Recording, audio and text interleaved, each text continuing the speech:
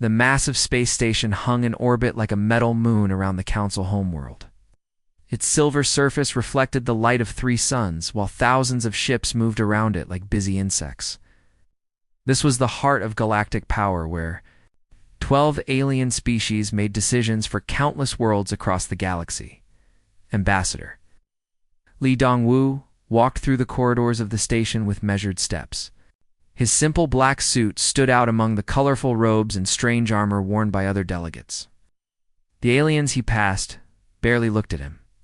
To them, he was just another representative from a backward world that had joined the galactic community. Only 5 years ago, Li entered the Great Council Chamber, where representatives from 12 species sat in a wide circle. The room was enormous, with walls that curved up into darkness. Holographic displays showed star maps and trade routes, while soft alien music played in the background. At the center sat Chairman Veltar of the Hegemony. His species looked like tall gray beings with too many arms and eyes that glowed with inner light. "The session will come to order," Veltar announced in the common galactic language, his voice carried across the chamber without any device to amplify it. "Today we address the matter of the human territories." Li felt his heart beat faster, but kept his face calm.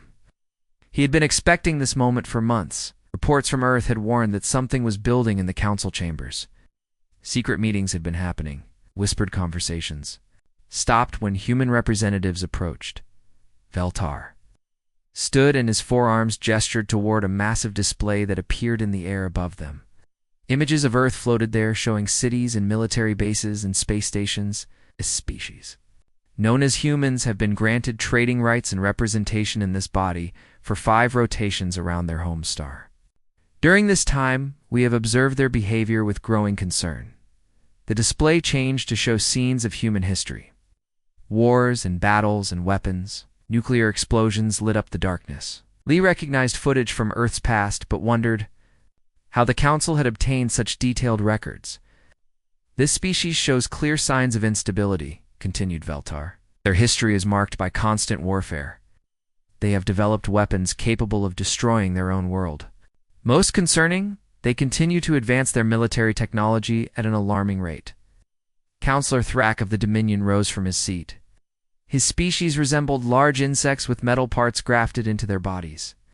"We have intercepted communications regarding something they call Project Lazarus. Our analysis suggests this is a weapon of unprecedented destructive power."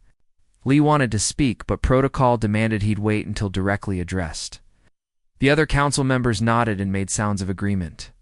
Some species that Li had thought were friendly to humans now looked at him with suspicion and fear. "Evidence is clear," said Councillor Zeph of the Trade Union. "Her people look like tall birds with bright feathers and sharp beaks.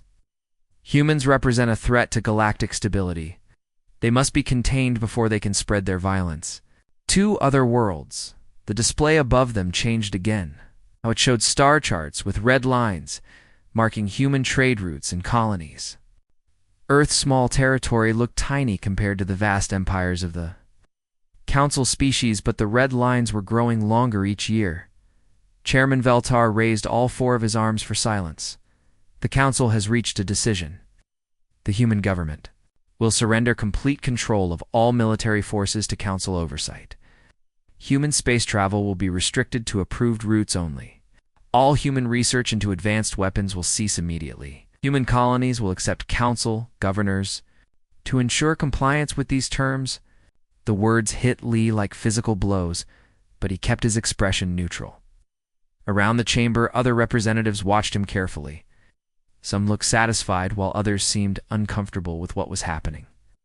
"Furthermore," Veltar continued, "all human space stations and ships will be inspected by Council forces.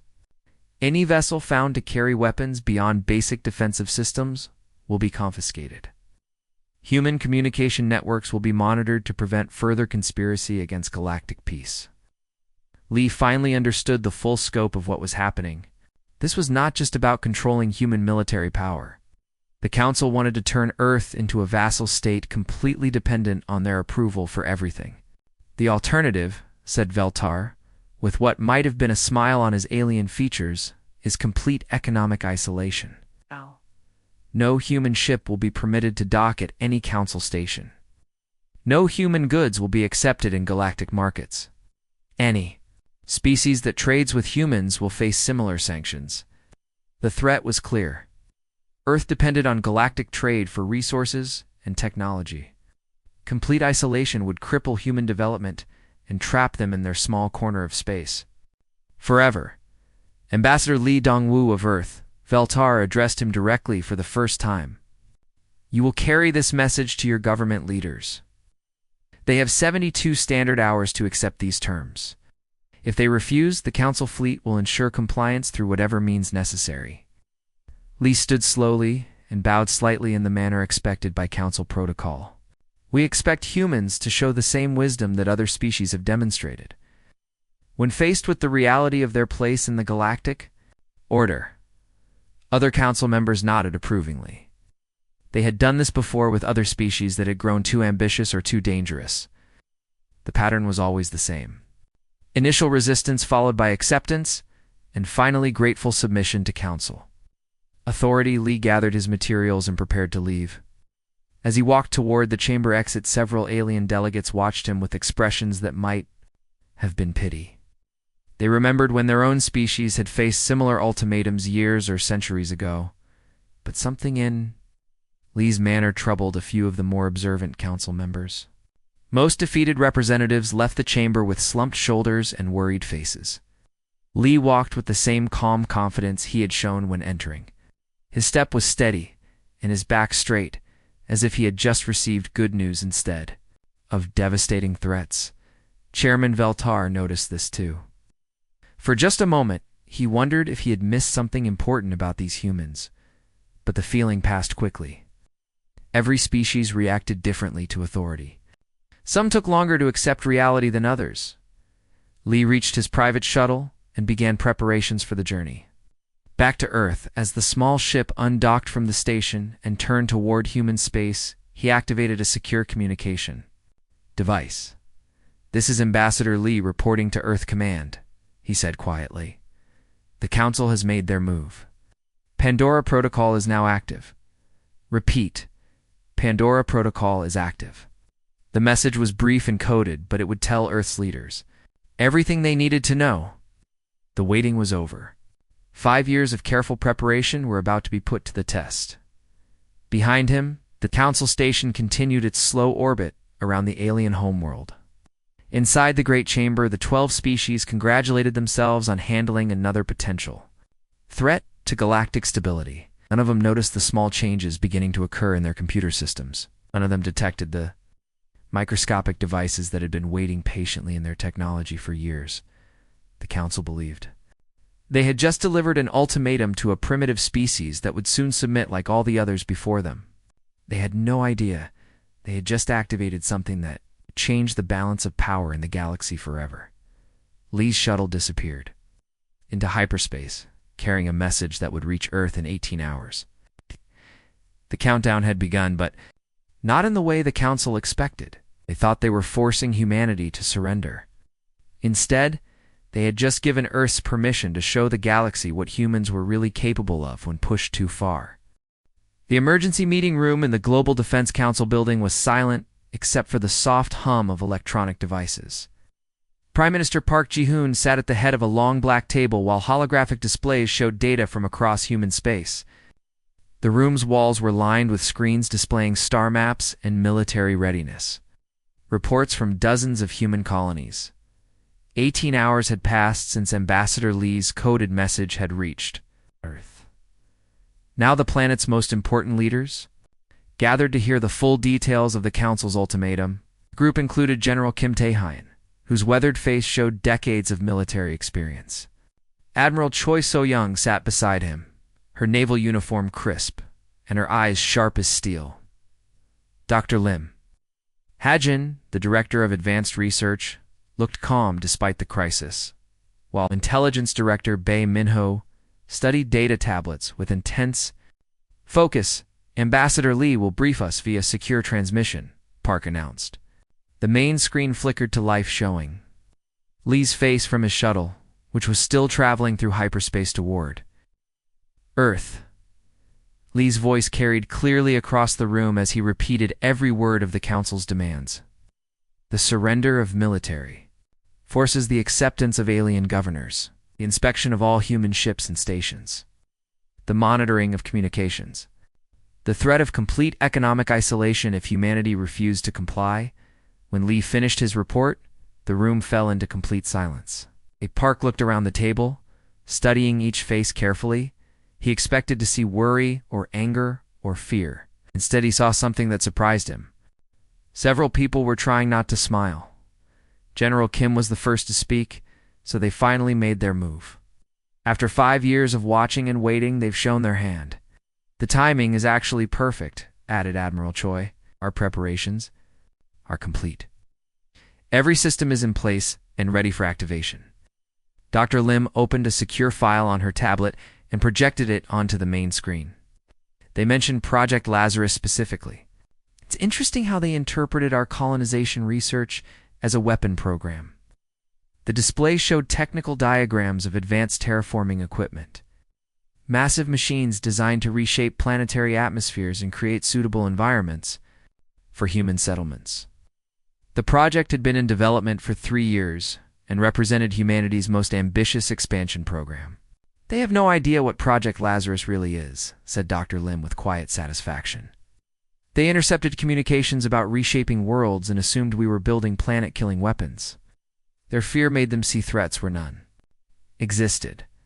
Intelligence Director Bay activated another display showing a complex network diagram. While they were worrying about imaginary weapons, we were implementing something much more sophisticated. Operation Oversight has been running for years and 11 months. The network showed connections between thousands of human ships, stations, and installations spread across known space. But more interesting were the red dots that appeared throughout alien territory. Hundreds of them scattered across every council world and major installation. Every piece of technology we've shared with alien species has been equipped with monitoring devices, Bay explained. Every trade agreement, every diplomatic gift, every joint research project has given us access to their systems. We know more about Council military capabilities than they know about their own forces. Park nodded slowly. Show them the full scope.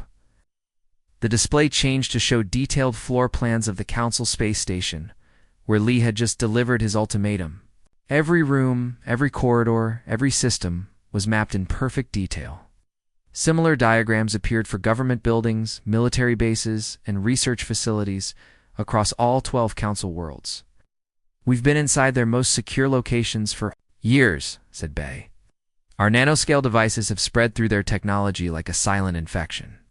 They scanned for conventional spy equipment, but never thought to look for something so small it's invisible to their sensors. Admiral Choi stood and activated her own presentation. The Council believes they have military superiority based on ship numbers and firepower. They've counted our vessels and calculated that their fleet is 10 times larger than ours. The display showed the official records of human military strength. A modest collection of ships and stations that looked insignificant compared to the vast fleets of the alien empires. What they don't know, Choi continued with a slight smile, is that 2/3 of our actual fleet has been operating under false identities for the past 4 years. Cargo ships that are actually warships, research vessels that carry advanced weapons, civilian transports with military-grade shields and engines. The display updated to show the true size of human military forces. Ships that had been registered as peaceful traders were revealed as sophisticated fighting craft. The human fleet was not smaller than the Council's forces. It was larger and equipped with technology the aliens had never seen. General Kim activated the final presentation. The Pandora protocols have been ready for 2 years. We've wargamed every possible scenario, including this exact situation. How? Council thinks they're forcing us to choose between submission and destruction. They have no idea we have a third option. The screen showed detailed battle plans for simultaneous operations across dozens of star systems. But these were not plans for conquest or destruction. They were plans for something much more sophisticated. We don't need to defeat the Council militarily, Kim explained. We just need to demonstrate that we could defeat them if we chose to. The psychological impact will be far more effective than any weapon. Dr. Lim pulled up another file showing The true scope of Project Lazarus. Our terraforming nanobots have been secretly deployed to every council world for the past 3 years. They're designed to slowly improve atmospheric conditions and soil quality. The aliens never detected them, because the changes were so gradual and beneficial. She paused and looked around the room. But the same nanobots that can improve a planet's environment can also disrupt it. Every council world is completely dependent on infrastructure that we can now control at the molecular level. The implications were staggering. Humanity had not just been spying on the alien civilizations. They'd been quietly taking control of the fundamental systems that kept those civilizations. Running Park stood and walked to the large window that looked out over Earth's capital city. Millions of people went about their daily lives unaware that their government was about to make a decision that would change the balance of power in the galaxy. The council has made a critical error, Park said quietly. They assumed that because we appeared weak, we actually were weak. They confused our peaceful intentions with inability to defend ourselves. He turned back to face the group. They want an answer in 72 hours. I think we should give them one they'll never forget. Admiral Choi checked her chronometer. All fleet commanders are standing by for orders. Our hidden ships can be in position within 36 hours. Intelligence assets are ready for simultaneous activation across all target systems, added Bay. Dr. Lim nodded. The nanobots can be reprogrammed for demonstration purposes within hours of receiving the command. Kim smiled grimly. The council has spent 5 years believing they were the predators and we were the prey. It's time to show them which species is actually at the top of the food chain. Park returned to his seat and looked at each person around the table. These were the leaders who had guided humanity's secret preparation for exactly this moment. For 5 years, they had worked in shadow-building capabilities that the galaxy had never seen. Very well, Park announced. Signal Ambassador Lee to return to the council station. Tell him to request a formal audience in 60 hours. It will give us time to position our assets and prepare for the demonstration. As the meeting ended and the leaders filed out to begin their preparations, none of them showed any sign of worry about the council's threats. It spent too long planning for this moment to feel anything but confidence. In space stations and hidden bases across human territory, thousands of personnel began receiving coded orders. Ships that had spent years disguised as civilian vessels started revealing their true capabilities. Intelligence operatives who had been gathering data for years prepared to put their knowledge to use. The council had demanded humanity's surrender. Within 72 hours, instead, they were about to discover that they had been the ones under threat all along. The hunters were about to become the hunted, and they had no idea what was coming for them. The council chamber was packed with representatives from across the galaxy. Word had spread through diplomatic channels that humanity would give its final answer to the ultimatum. Many alien species had sent observers to witness what they expected would be Earth's surrender to the established galactic order. Ambassador Lee Dong-woo entered the Great Hall exactly 60 hours after receiving the council's demands. He carried a small metallic device in his hand and walked with the same calm confidence that had puzzled several council members during their last meeting. Behind him came two additional human representatives that most aliens had never seen before. Chairman Veltar sat in his elevated position at the center of the chamber. His forearms were folded, and his glowing eyes watched Lee's approach with satisfaction. Around the circular chamber, the 12 council species waited in their designated sections. The air hummed with quiet conversations in dozens of alien languages. Ambassador Lee Dong-woo, of the human territories, Veltar announced in his booming voice. You have returned to give your government's response to the council's generous terms. Lee stopped in the center of the chamber and bowed slightly, honored. Chairman, I have indeed returned with Earth's official response to your proposal. Several alien representatives leaned forward in their seats. They expected to hear words of submission, or perhaps desperate attempts at negotiation. Instead, Lee's voice carried a tone that made some of the more perceptive aliens feel suddenly uncomfortable. The human government has carefully considered your offer of protective oversight, Lee continued. We have evaluated the benefits of surrendering our military forces to council control. We have reviewed the advantages of accepting alien governors on our worlds. We have examined the wisdom of submitting all human activities to your approval. Veltar nodded approvingly. This sounded like the beginning of acceptance speech he had heard from other species over the centuries. After thorough deliberation, Lee said with a slight smile, "We have decided to respectfully decline your generous offer." The chamber erupted in surprised voices and agitated movements. Several council members rose from their seats, while others activated communication devices to alert their homeworlds. Veltar raised all four arms, demanding silence. "You refuse our terms?" Veltar asked in disbelief.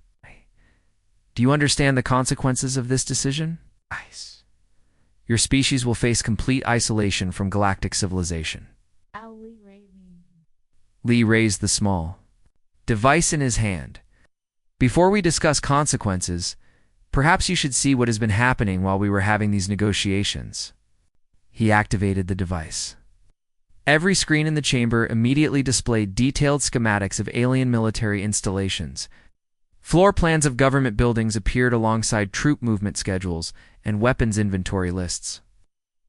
Video feeds showed the interiors of supposedly secure facilities across all 12 council worlds. Counselor Disrac of the Dominion stared in horror at his own military command center displayed on the main screen. Officers moved through the facility, completely unaware that their every action is being broadcast to the Galactic Council chambers. "How did you obtain this information?" demanded Counselor Zeph of the Trade Union. Her bright feathers ruffled with agitation as she recognized her own species' most classified installations. Lee's smile grew wider. "We didn't obtain it. We've been collecting it for 5 years. Every piece of technology humanity has shared with Council species has contained monitoring devices smaller than individual atoms. Your most secure facilities have been under constant human observation since the day we made first contact." The implications hit the council members like physical blows. Every trade agreement, every diplomatic gift, every joint research project had been an intelligence operation. The primitive humans had been conducting the most sophisticated espionage campaign in galactic history. "This is impossible," protested Veltar. "Our security systems would have detected any surveillance devices." One of the humans who had accompanied Lee stepped forward. "Director Bei Minho of Earth Intelligence Services, your security systems scanned for conventional spy equipment. They were never designed to detect self-replicating nanobots that integrate themselves into your technology at the molecular level." Bei activated his own device, and the displays changed to show network diagrams connecting every major installation. Across council space, red lines indicated human monitoring capabilities, while blue dots marked the locations of nearly invisible infiltration devices. "Every computer system, every communication network, every life support facility on your worlds has been under our observation," Day explained calmly. "We know your military capabilities better than your own commanders do. We have detailed maps of your infrastructure down to individual power conduits and water pipes." The second human representative stepped forward. "Dr. Lim Hagen, Director of Advanced Research. You were concerned about Project Lazarus, which you believed was a weapon program." Dr. Lim activated additional displays showing the terraforming nanobots that had been mentioned in Council intelligence reports.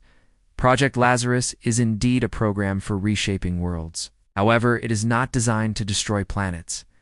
It is designed to improve them. The screen showed microscopic images of the nanobots at work in soil and atmosphere samples. These devices have been active on every Council world for 3 years. They have been slowly improving air quality, reducing soil toxins, and optimizing growing conditions for agriculture. Your environmental agencies have noticed the improvements, but assumed they were natural phenomena. Several council members accessed their own databases and confirmed that environmental conditions across their worlds had indeed been improving mysteriously over the past few years.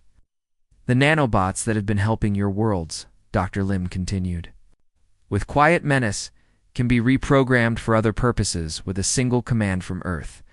The same devices that clean your air can disrupt your atmosphere. The systems that purify your water can contaminate it. The mechanisms that enhance your soil can render it barren." The full scope of humanity's infiltration became clear.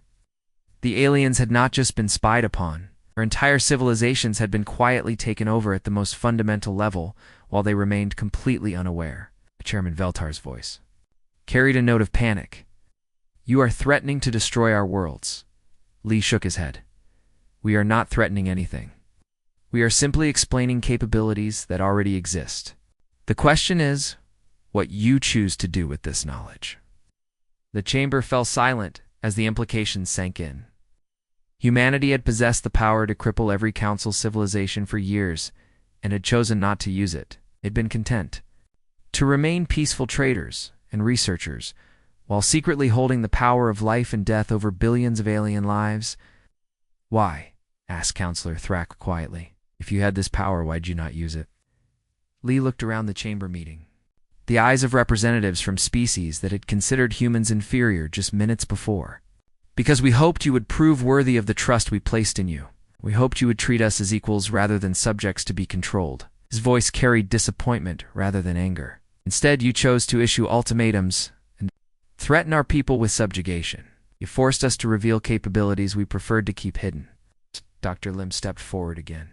"The nanobots currently maintaining optimal conditions on your worlds require regular command updates to continue their beneficial functions.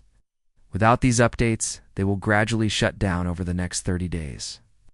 The threat was clear. Without being stated directly, humanity did not need to actively harm the Council worlds. They simply needed to stop helping them. Admiral Choi So-young's voice came through the chamber's communication system. This is Admiral Choi commanding the human diplomatic fleet. We are currently in position around all 12 Council homeworlds. The chamber screen switched to external views, showing dozens of human ships that had apparently appeared from nowhere around each alien world. The vessels were sleek and advanced far beyond anything the Council had seen in human space. "These ships have been in position for 72 hours, Admiral Choi continued. "They were cloaked using technology your sensors cannot detect. We wanted to ensure clear communication channels for this diplomatic discussion. The psychological impact was devastating. Not only had humanity infiltrated every aspect of Council civilization, but they had positioned military forces around every major world without being detected. The species that the Council had dismissed as primitive had demonstrated technological superiority that made their own capabilities seem obsolete." Chairman Veltar slumped in his seat. "What do you want from us?" Lee's expression softened slightly. "We want what we have always wanted. To be treated as equals in a galaxy where all species can coexist peacefully. We want an end to ultimatums and threats. We want the Council to function as a forum for cooperation rather than a tool for domination." He paused and looked around the chamber one final time. "The choice is yours. You can continue with your current approach and discover what happens when you threaten a species that has been protecting you from shadows. Or you can join us in building something better." The Council session ended in stunned silence as the alien representatives struggled to process what they had learned. The species they had planned to subjugate had been their secret guardians all along. The ultimatum they had issued had backfired in the most terrifying way possible. Humanity had not just refused to surrender. They had revealed that surrender had never been necessary because they had already won a war that the Council never knew was being fought. The emergency session of the Galactic Council continued for 6 hours after Lee's shocking revelations. Representatives argued in dozens of languages while their homeworlds demanded immediate action. Despite the overwhelming evidence of human infiltration, many Council members refused to believe that their supposedly primitive neighbors had achieved such technological superiority. Chairman Veltar finally called for order as the chamber was filled with angry voices and flashing displays. His forearms gestured dramatically as he addressed the human delegation. "Even if your claims are true, you are still only one species against 12. Our Combined fleets number in the thousands, while your entire military could not fill a single star system." Several Council members voiced agreement. The math seemed simple enough. 12 advanced civilizations working together possessed far more ships and soldiers than humanity could possibly field. Superior technology could only overcome numerical disadvantage to a certain point. Counselor Thrak rose from his seat with determination. I call for immediate mobilization of all Council forces. These humans have revealed themselves as a threat to galactic stability. Their infiltration of our worlds constitutes an act of war that demands swift response. The vote was swift and unanimous.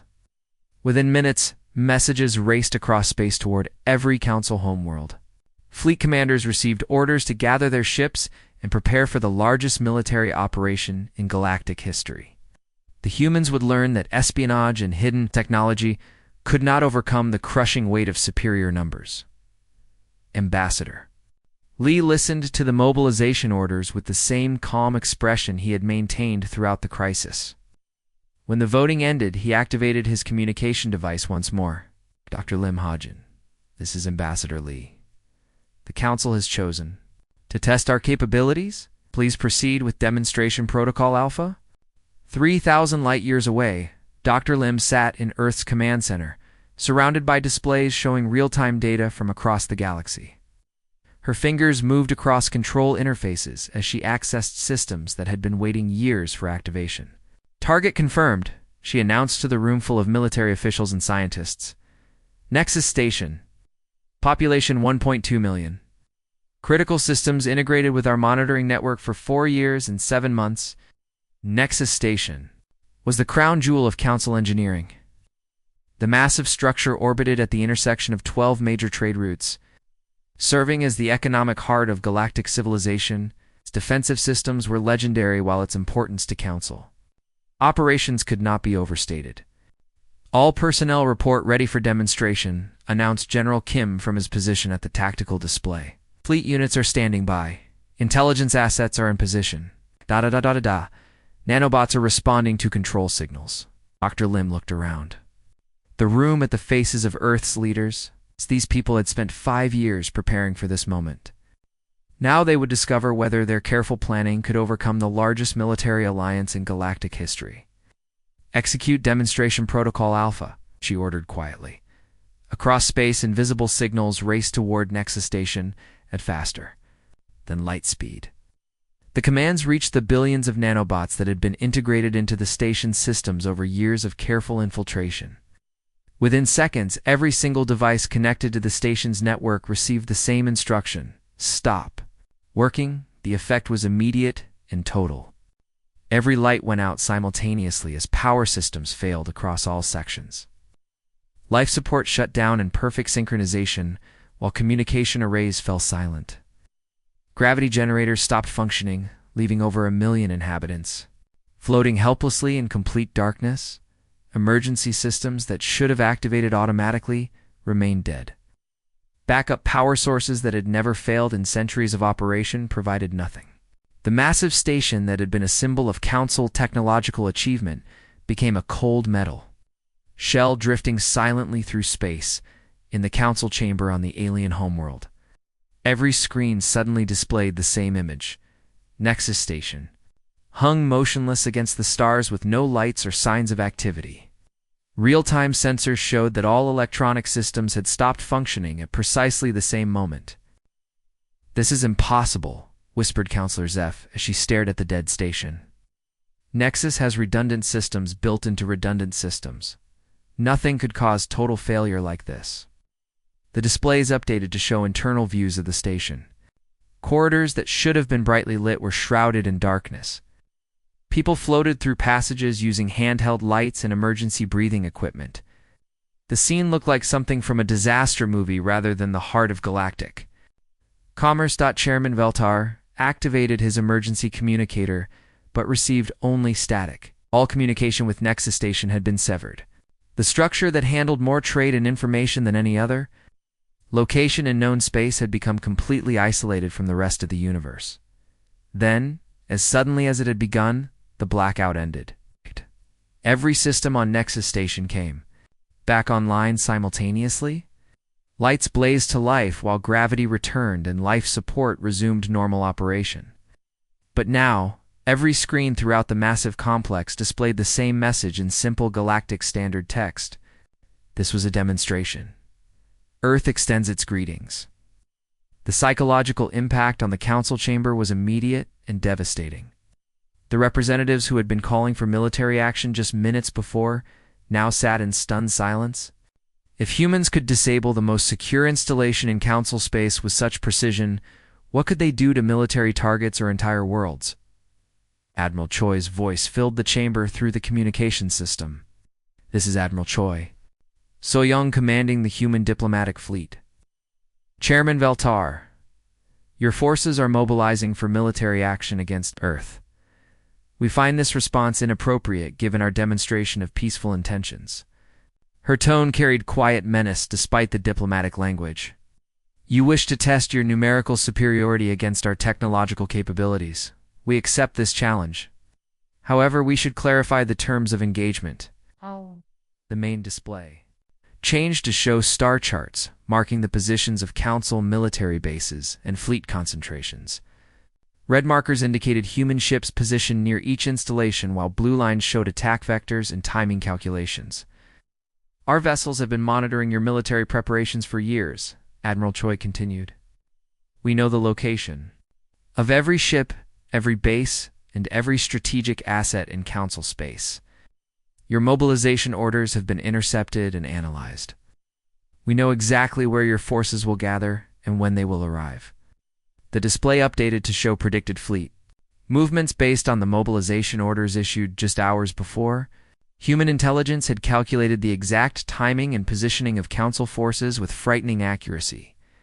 This is not a war between equals, Admiral Choi stated with calm certainty. This is a demonstration of why humans have remained peaceful.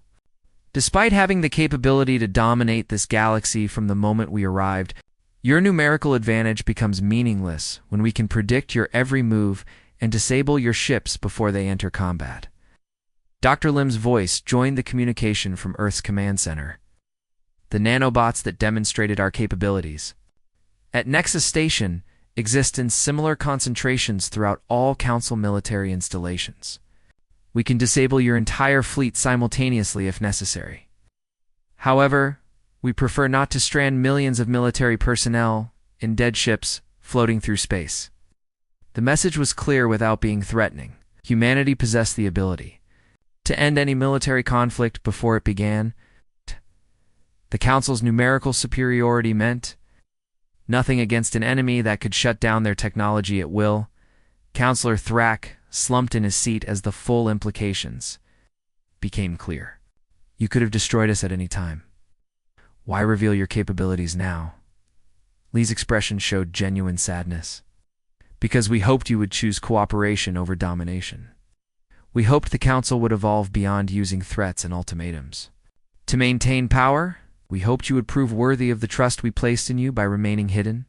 He paused and looked around the chamber at representatives from species that had considered themselves the masters of the galaxy just hours before. Instead, you chose to threaten our people and demand our surrender. You forced us to demonstrate capabilities we preferred to keep secret. The chamber fell into complete silence as the aliens processed what they had learned. The species they had dismissed as primitive newcomers had been the real power in the galaxy all along.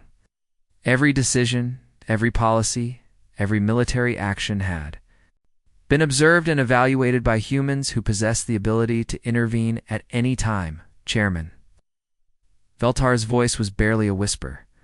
What happens now? Lee smiled for the first time since entering the chamber.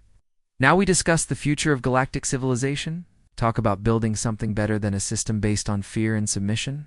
We explore what becomes possible when species work together as equals rather than rulers and subjects. The demonstration was over, but its effects would reshape the galaxy forever. The Council had learned that their ultimatum had backfired in the most spectacular way possible. Instead of forcing humanity to surrender, they had revealed that surrender had never been. The Council chamber remained silent for nearly an hour after the Nexus Station demonstration. Representatives from 12 species sat in their seats staring at displays that showed the impossible truth. Humanity had been the real power in the galaxy for 5 years, while everyone else played at politics and military posturing. Intelligence. Director Bae Minho appeared on the main communication screen from Earth's command center. His calm expression carried the weight of revelations that would reshape galactic civilization. Behind him, displays showed data streams from thousands of monitoring stations across known space.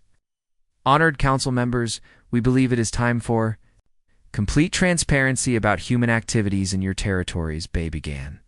The infiltration you have witnessed represents only the visible portion of our operations. We have additional information that will help you understand the true scope of our involvement in galactic affairs.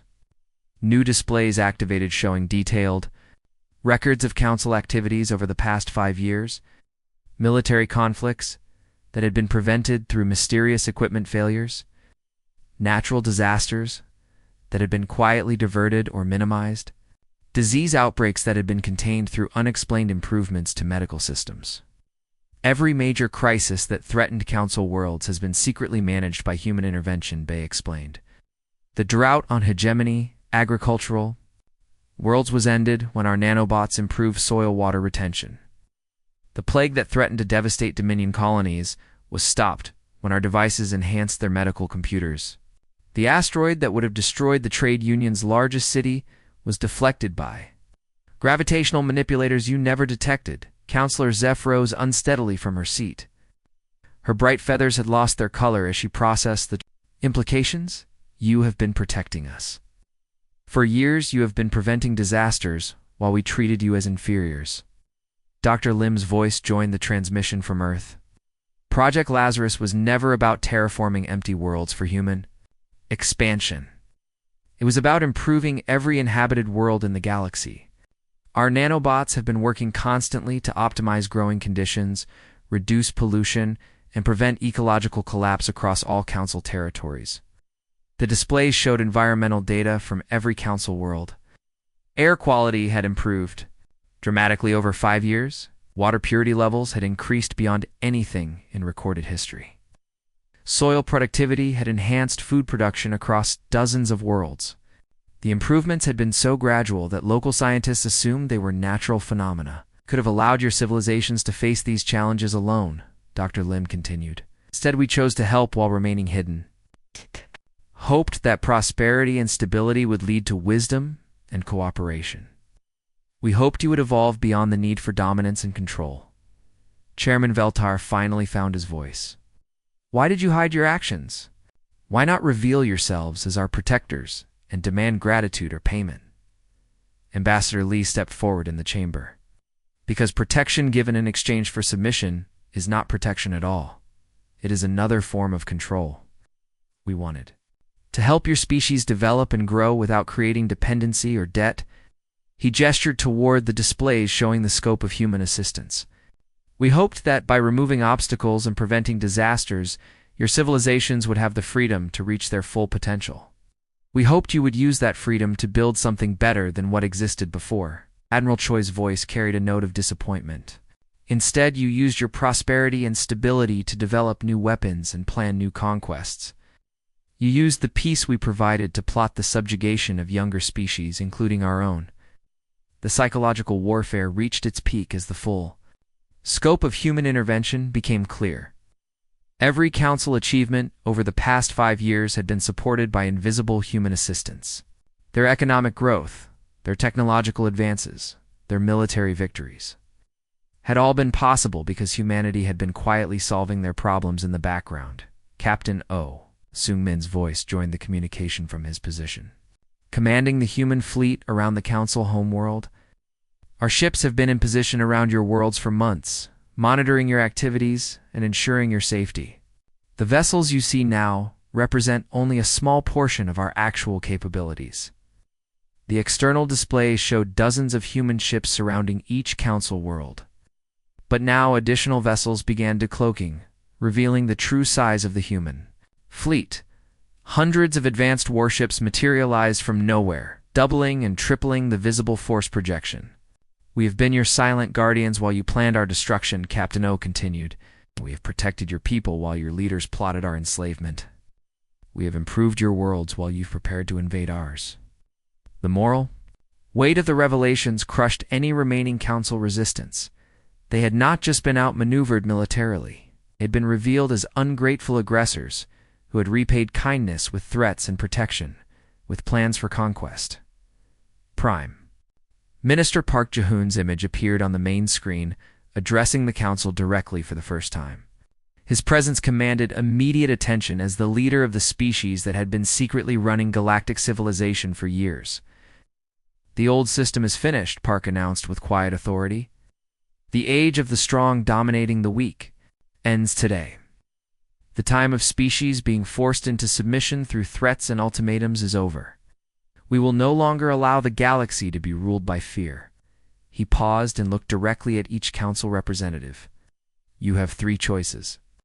First, you can attempt to continue your current approach and discover what happens when you threaten a species that has been protecting you from the shadows. This choice will not end well for your civilizations." The threat was understated but absolutely clear. Humanity possessed the power to disable every council world simultaneously. They could end 12 civilizations with a single command while suffering no losses themselves. Second, you can surrender your authority to human administration and accept Earth as the new galactic government. We will rule justly and protect all species equally. Your worlds will prosper under our guidance as they have for the past 5 years. However, you will no longer have any voice in galactic affairs. Several council members looked tempted by this option. Surrender to a benevolent human empire seemed preferable to destruction. Park had already moved to his final choice. Third, you can join us in building something that has never existed before. A true democracy where all species, regardless of age or power, have equal voices in galactic governance. A system based on cooperation rather than domination. A civilization where strength is used to protect rather than conquer. The silence stretched as the council representatives considered their options. The choice was simple, but its implications would echo through history. Chairman Veltar was the first to speak. "What guarantees do we have that humans will not simply become new overlords ruling through superior technology rather than military force?" Lee smiled genuinely for the first time since the crisis began. "You have the guarantee that we could have become your overlords at any point over the past 5 years and chose not to. You have the evidence that we used our power to help rather than harm. You have the proof that we preferred to remain hidden rather than seek glory or recognition." One by one, the council representatives began to vote. The hegemony chose cooperation over destruction. The Dominion selected partnership over subjugation. The trade union picked equality over extinction. Within 2 hours, all 12 species had agreed to dissolve the old council and establish a new democratic body with equal representation for all civilizations. The transformation was immediate and dramatic. The Great Chamber was redesigned to accommodate representatives from every species in the galaxy, not just the 12 former rulers. Voting procedures were established based on population and development rather than military strength. New laws were written to protect younger species from exploitation or forced advancement. Ambassador Lee took his seat in the reformed assembly, not as a supplicant begging for scraps, but as an equal representative of humanity. Around him sat delegates from hundreds of species that had never been allowed voices in galactic affairs before. As the first session of the new galactic democracy came to order, Lee delivered humanity's final message to the old system. "We could have conquered you at any time. We chose to free you instead. Remember that the next time any species mistakes kindness for weakness or confuses peaceful intentions with inability to defend those intentions." The galaxy had learned a lesson that would be remembered for millennia. The council had tried to blackmail humanity, expecting submission or desperate resistance. Instead, they discovered that Earth's answer was not violence or surrender, but something far more terrifying. The revelation that the species they had dismissed as primitive had been their protectors all along. The knowledge that humanity had transcended the need for conquest through absolute superiority disguised as humble cooperation. The understanding that mercy could be more devastating than any weapon when it revealed the true balance of power. The old order was dead, and a new age had begun. An age where strength served justice and power protected freedom. An age where the strong lifted up the weak instead of crushing them. An age that began because one species chose to respond to threats with demonstrations of capability rather than acts of destruction. The Council had demanded humanity's surrender and received instead the birth of a better galaxy.